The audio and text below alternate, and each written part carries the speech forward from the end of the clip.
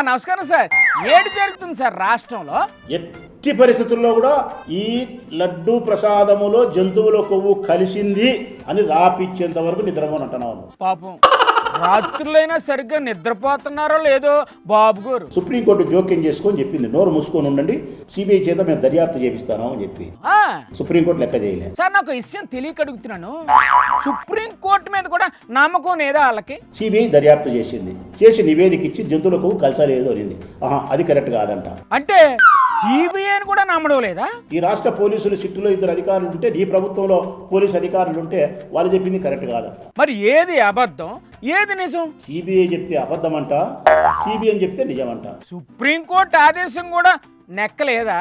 Supreme court ఆదేశం లెక్కలేదంట. నారావారి మాట.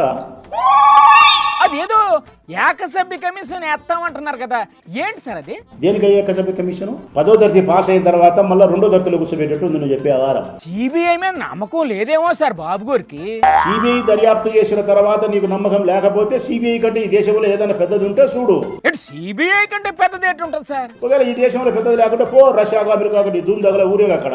ఏమండి మీరు ఆయనకు లేనిపోని ఐడియాలన్నీ ఇవ్వకండి సార్. నిజంగానే వెళ్ళనే వెళ్తాడు. నీ ఆత్మసాక్షిగా ప్రమాణం చేయటం మా వాళ్ళు. ఎవరు? చంద్రబాబునా?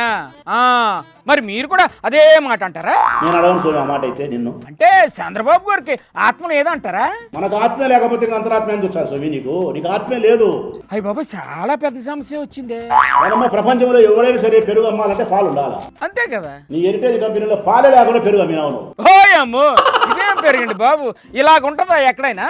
నీకు ₹1,00,000 జరిమానా ఇచ్చినారు నీ హెరిటేజ్ కంపెనీకి. పాలు లేకుండా పెరుగు ఎలా తయారవుతుంది సార్? ఇంతకు ముందు ఎవరన్నా ఇలాంటి పెరుగు తయారు చేసి అమ్మారా? పాలు లేకుండా పెరుగు అమ్మిన నా కొడుకు ఈ భూమండలంలో నువ్వు తప్ప ఎవరు ఉండరు. ఈ భూమండలంలోనే ఎవ్వరు లేరని అంటే గ్రేటే. మరి అలాంటి గొప్ప సైంటిస్ట్ కు నోబెల్ ప్రైజ్ ఇచ్చి తీరాల్సిందే గురుగారు.